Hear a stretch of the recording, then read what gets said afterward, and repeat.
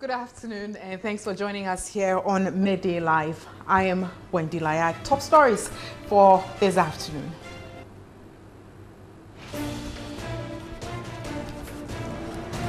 Inadequate incubators at St. Martin's Hospital in Agoyesum causing death of premature babies, with 6 babies dying in October 2017. National Fire Service says it is under no obligation to release the Atomic Junction gas explosion report to the public. In international news, Liberia's Supreme Court halts presidential runoff amid allegations of irregularities and fraud, with just a notice, that's a day's notice to the elections. We have details coming up shortly.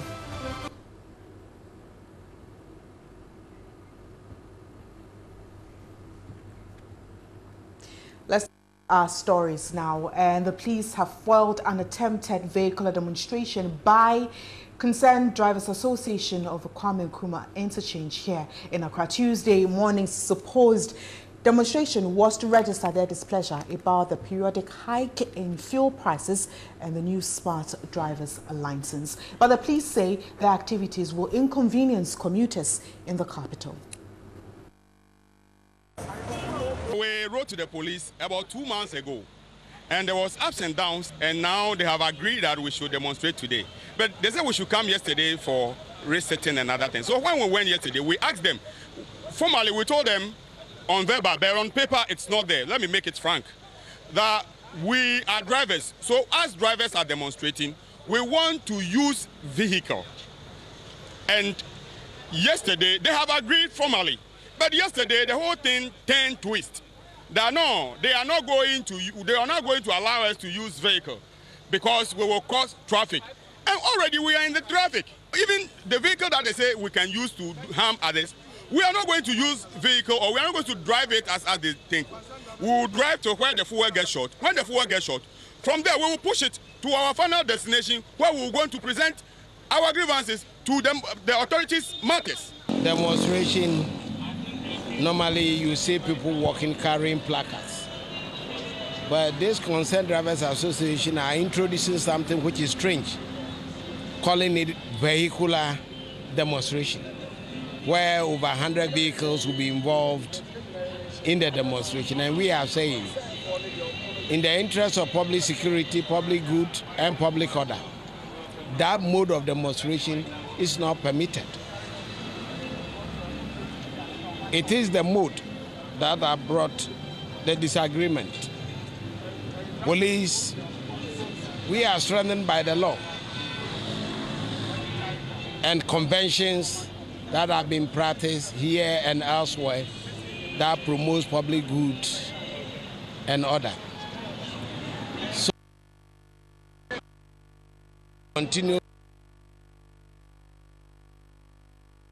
Today decide to demonstrate by walking and carrying their placards. We are here in our number to protect them and protect the communities that they go through.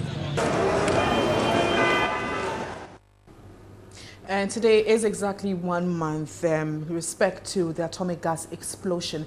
And the National Fire Service says it is under no obligation to release the Atomic Junction gas explosion report to the public. Public Relations Officer Billy Anaglate, in an interview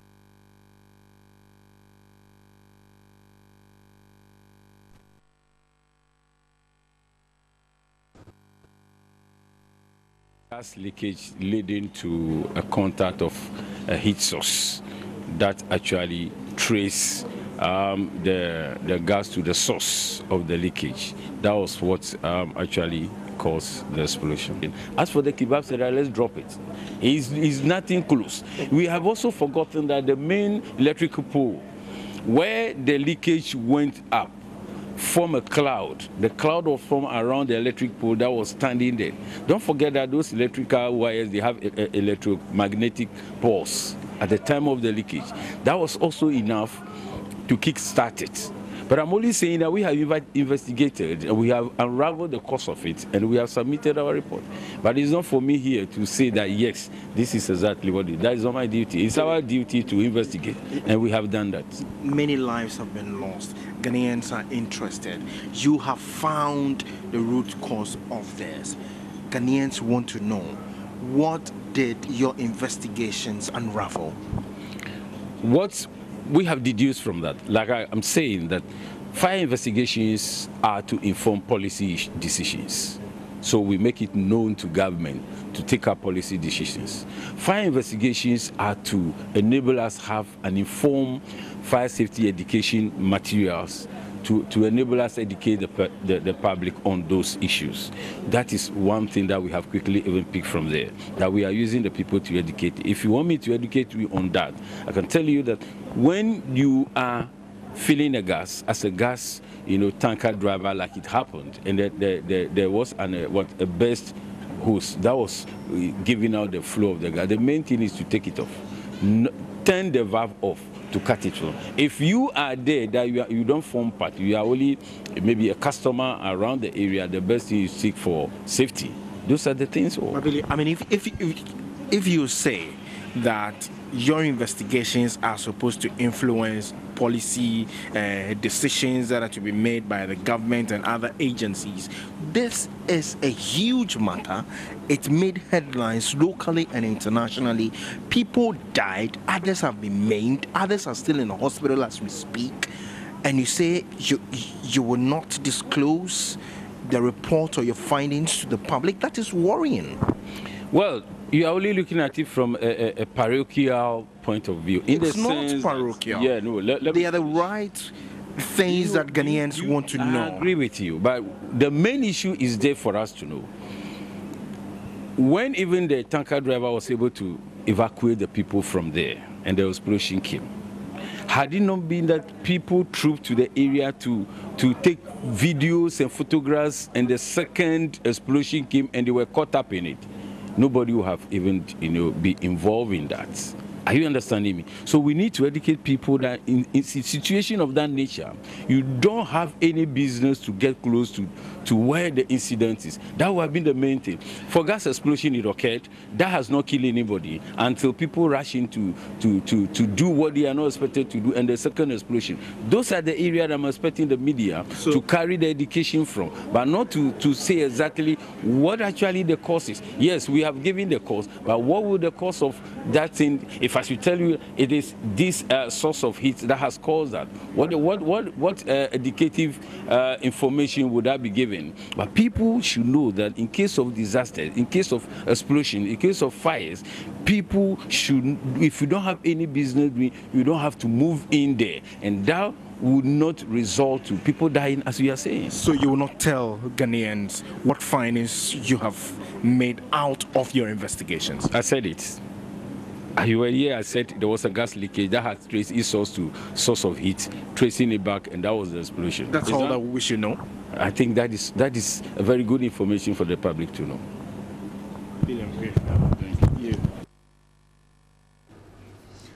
All right, so you have the fire service, and shortly we will head to the Atomic Junction where that accident or incident happened, and it's exactly 1 month. As you can recall, we did have initial reports that were received between 6:40 to 6:50 p.m. Saturday night, and the first distress call was placed to the fire station at about 7:18 p.m. About 200 police officers were deployed within the vicinity to manage roads leading to the area and cordon of the disaster area. So my colleague Komla Kluche is there to give us some updates a month. What has happened after a month? What we have seen on the ground is work ongoing. Work ongoing. As a matter of fact, it's about still the investigations. You can see the debris. It's still there. Now, the tape that has been used to cordon off the place. But far away at the other side of the filling station itself, the camera is just going to pan a little bit to that area. You can see that the whole place has been cordoned off. Where the total filling station is, it has been cordoned off. What we understand is that the fuel underground has been completely siphoned from the area. They have been able to siphon the fuel from underground. What it means is that that part of the investigation has been done. We also do know, as a matter of fact, that the National Fire Service has concluded its investigations, but they say they will not make the report known to the public. We are just finding out NADMO is still on the ground. We get the picture that they are doing a wrap-up of the investigation and the work they're supposed to do here. The drivers are no longer here. Nobody's here selling as well, but they are still on the ground. I'm just going to speak to the director in charge of fire and man-made disasters at the Greater Accra Regional Office of NADMO, Mohammed Abubakar Chafamni, is going to tell us what was detailed in that report you presented to government about the cause of the fire. Actually, first and foremost, let me once again, today is exactly 1 month when the incident actually happened. Let me once again sympathize with the families of those who died in the accident, and then also victims who actually got different degrees of injuries. Government has done very, very well by assisting the victims who were injured and hospitalized. I think almost about 90% of them have been treated and discharged from the various hospitals. We don't have much time, we reckon, but yes, we know government has done this and all that. Yes. But the public is interested to know, why are you not telling us what caused the fire? We want to know. Human lives have been involved. You know, what caused it? You know, as an institution, it is a collaborative job. We must first present the report to the appropriate quarters before the final report can come out to the public consumption. Definitely it will come out, but you know, everything is done step by step. NADMO as an institution, our report from the regional and district level is complete. We must submit it to our Director General. Then Director General will forward it to the next level, that is the interior, and then it will finally go to the government offices. No, you told me that they are done siphoning the fuel from the total service area. Yeah. What else is left? I've seen that you've mounted your tent, the police, they are all around here. I can't see the trotro drivers and the people who sell here. They are no longer here. What are you doing finally before you wrap up your work you're going to be doing here? You know, every disaster scene is a crime scene. That is why the police are here to protect life and property and to make sure that whatever is here will be protected for proper investigation to be done. And then also the fuel, as I mentioned earlier on, they must protect the place. They've now taken it out.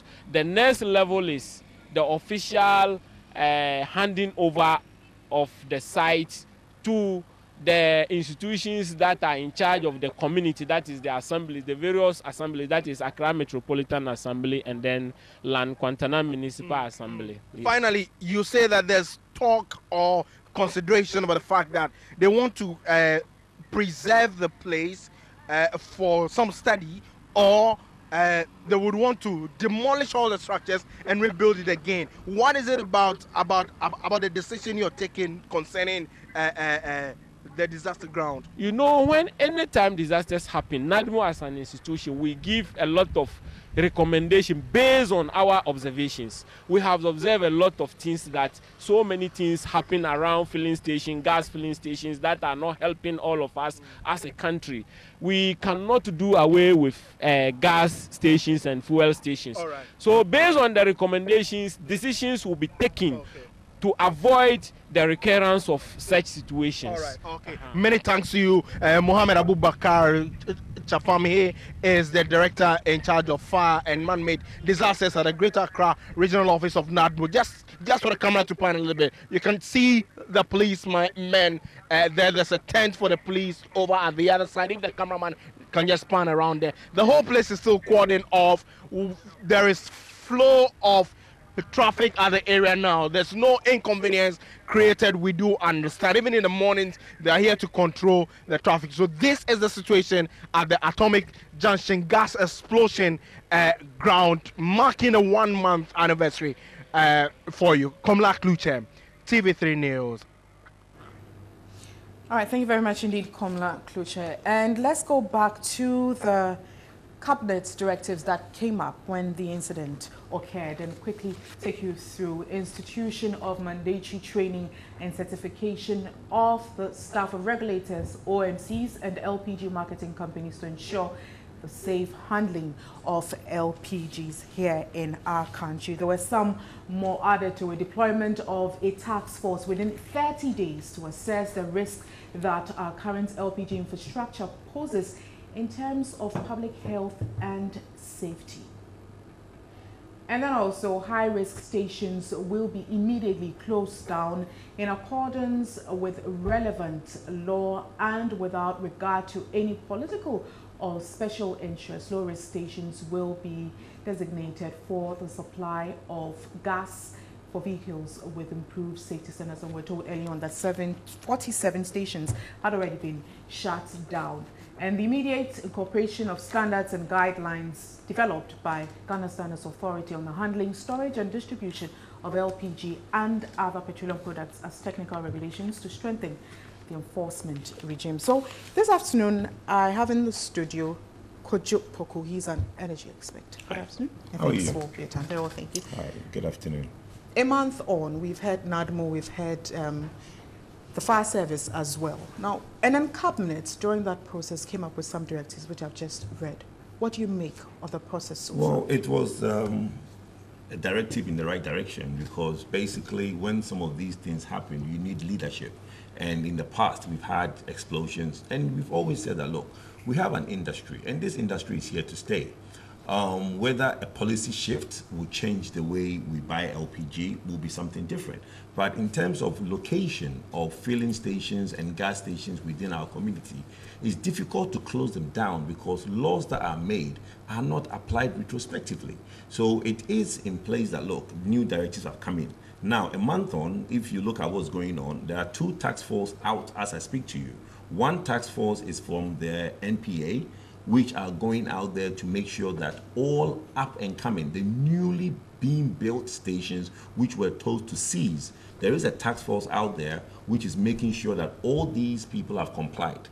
And whilst they've complied, they are also going there to inspect what the suitability of that station is if when the timeline elapsed and they are supposed to start building, which ones will be allowed to continue on building and which ones will not be allowed to build. Then in the second task force, which is the one that is going out to assess present stations which are in existence, to now classify them high risk and low risk.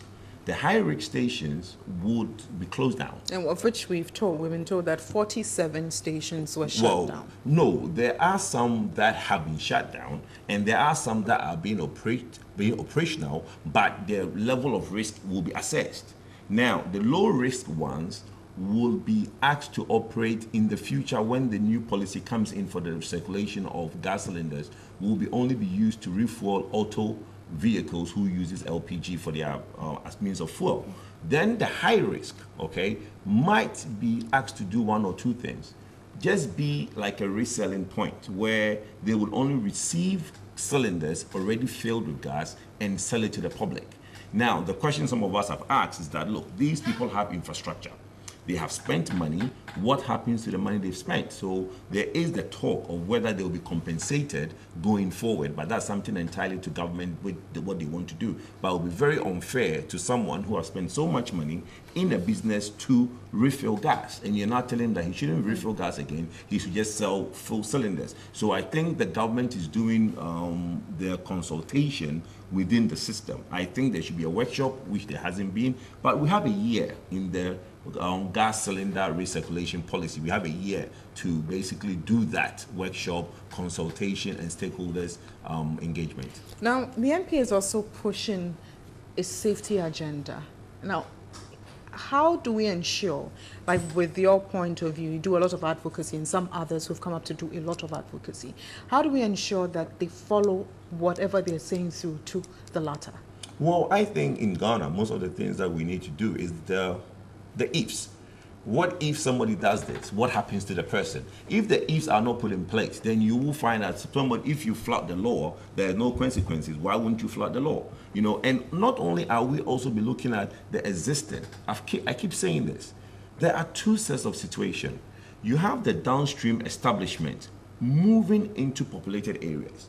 And then you have an instance where the downstream establishment have also been sited in a deserted area, but then commercial activities now move towards the downstream establishment. So not only should we check the downstream establishment going into the populated community, but we should also check the reverse, which is the commercial activities coming into nearer the downstream establishment. Whenever you cite some of these facilities, commercial activities sprang up in the area. There's something important that the gentleman from the fire service made. People are now social media frenzy. Everybody has a camera. They want to go closer and be the one to post it on Instagram or IG or something. We should refrain from trying to go near danger and film. It's not necessary. So the public should really take a cue from what happened in Atomic. Next time there is an incident, people should move away instead of moving closer. Thank you so much, Kojo Poku, for your time. He's an energy expert. We're looking at the atomic gas explosion a month on. You're still watching Midday Live. Let's move to healthcare. And 6 babies born premature died in October 2017 at the St. Martin's Hospital at Agoyesum due to the absence of incubators at the facility. The worrying situation, according to the medical officers, is a hindrance to achieving the Sustainable Development Goal on health, which seeks, among others, to reduce child mortality. Ibrahim Abubakar has been speaking with the medical officer in charge of the neonatal intensive care unit, Dr. Nana Osei Apo. Have we so far recorded child or premature death in this facility? Yes. Even if you came earlier today, we lost a set of twins. The mother was a 28-year-old non-attendant who actually presented at the hospital in labor. So she was almost, in medical terms, full. She was almost dilated. But when we checked the number of weeks, the estimated gestational age, she was just about 29 weeks, just above the time that we might say abortion. So when we, at that time, it was around 11 p.m. She was almost full. We quickly did the estimated fetal weight to see if we could at least have a fair idea of the weight of the babies. The two of them, one was about 900 grams, the other one was about 1,000. It means very, very small. So fortunately, the woman delivered safely. We brought them here, and because of lack of incubators and other things, they couldn't survive. So how many babies would you say we've lost so far due to the absence of incubators? Let's say even within this month alone, last month. Within this month alone, I can say we've lost about 6 babies. 6 babies? Yes, 6 and babies.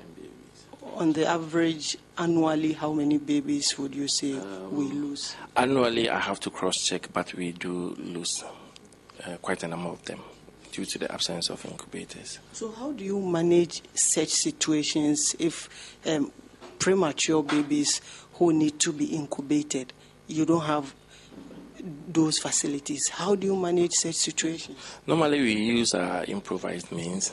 We have the radiant warmer here, so we try to keep them very warm because the babies should be kept warm. And the environment here should be very clean to prevent them from getting infections, and also to manage their feeding. Normally, the preterm babies, we are afraid they will get hypothermia. We are also afraid they might get infection, sepsis, and we also afraid that they will get hypoglycemia, that's their sugar level will go down.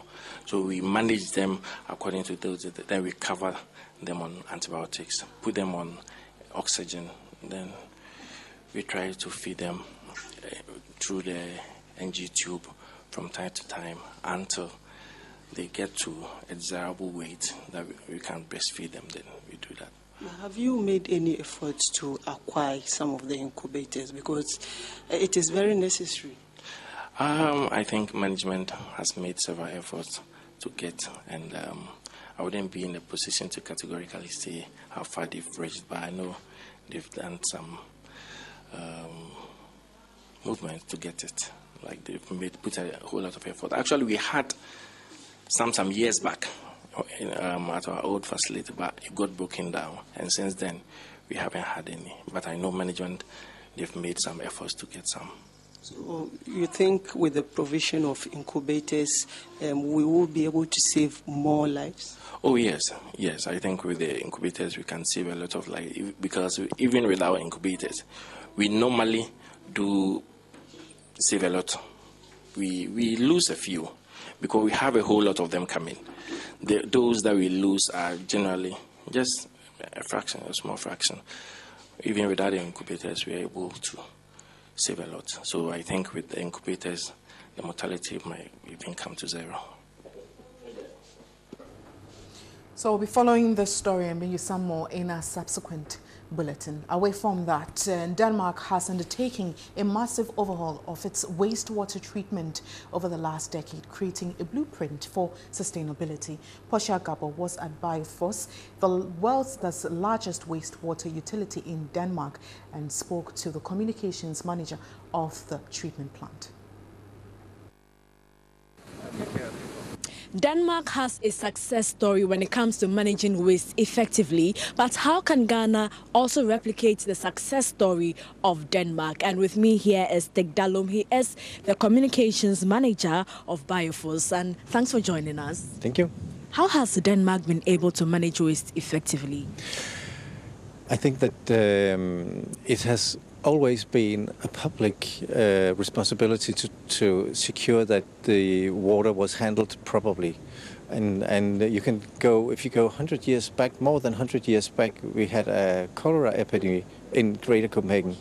And for that, then they started building sewer systems, and they started to improve wastewater treatment. And during these years, you have seen what the result is. That if you treat wastewater properly, then your environment will look nice, and you will have fish in the ocean, and also it's very attractive for the citizens. Who manages waste in Denmark? 15 municipalities that owns the treatment plants, and we have a board with members from each of the municipality, and they sit at the front and then decide what's the greater issues we operate with. Yeah. Briefly tell us what goes on at this plant.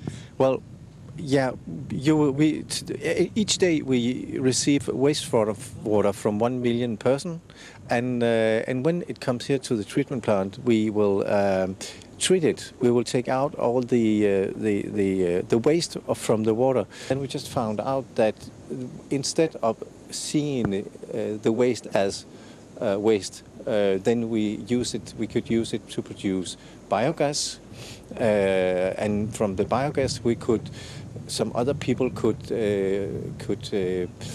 enhance the value of the biogas, so you can use it out when you use food at home, you cook your food, or you open it to get heat, and we could sell district heating and make green electricity. Thank you very much. I have been speaking with Stig Dalum. He is the communications manager of Bioforce. For TV3 News, Portia Gabo, Copenhagen. And I'm Wendy Lai. We have more shortly. Do stay.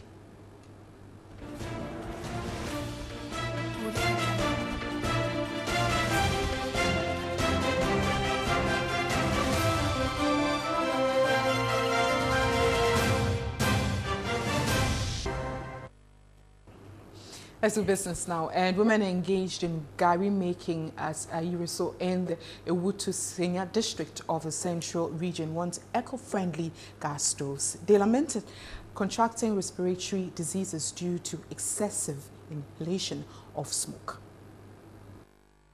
Gari is one of the most affordable commodities on the market. In most African countries, especially Ghana and Nigeria, gari is an important component of daily meal prepared from cassava, a root tuber crop. It was a hazy afternoon when the news team arrived in the Ayirisu community in the Wotu-Breku district of the Central Region. Cassava processing is a major occupation in this part of the Wotu-Senya district due to the availability of the commodity. Processing the cassava does not come easy. They battle with intense smoke each day in order to earn a living. Babies are also not spared either.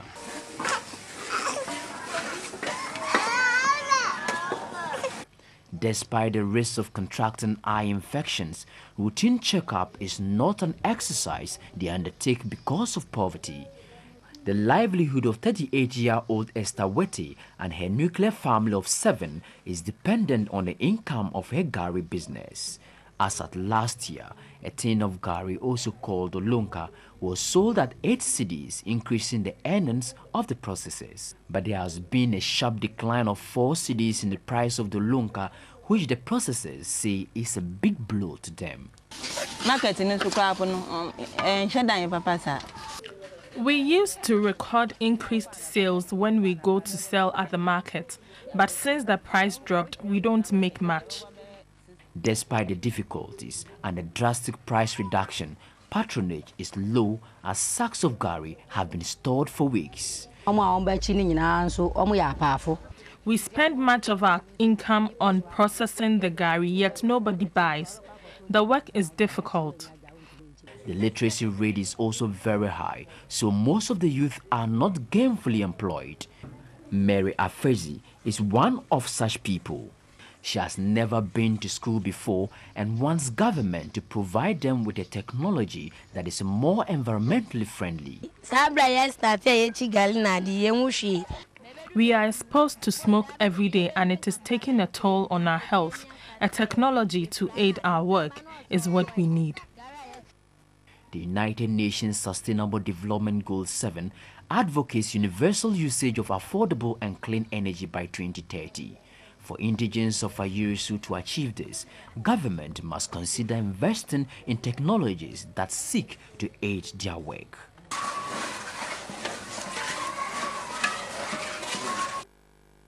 Authority GRA says it intends to use the digital address system and the national identification to locate potential taxpayers for registration and assessment to rake in more revenue. The Commissioner General Kofi Ntim made this known at a tax administrators technical conference here in Accra.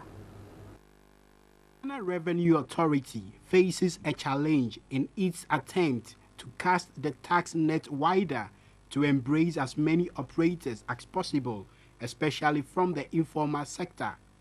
The formal sector, made up of about 1.1 million of the population, contributes 3.5 billion cedis of Ghana's tax revenue, whereas the informal sector, with about 200,000 people, contributing about 6 million cedis of tax. At the 38th Commonwealth Association of Tax Administrators Technical Conference in Accra, participants deliberated on the use of technology to improve revenue administration. Director of the authority said the shortfall in revenue collection is partly due to people's lack of understanding of what taxes are used for. He said government's introduction of the digital address system and the national identity card system will help formalize the economy and help in revenue collection. The Minister of Finance said modernized and reformed tax administration will inure to the benefit of the country through efficiency and maximizing revenue mobilization. The budget will be read on November 15th, and the challenges are obvious to us in terms of where we are as a nation. The question is whether you want to increase taxes, which will be pernicious, or whether you want to find solutions to penetrating this tax net that we have to do. And that's why this is very important and significant. The Commonwealth Association of Tax Administrators was established in 1978.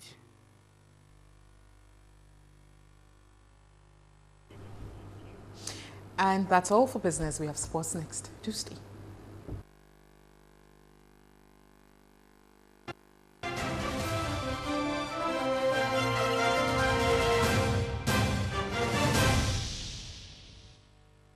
So for this afternoon, thank you so much for watching Midday Live. I am Wendy Lai. Enjoy the rest of our programs. Do have a lovely afternoon.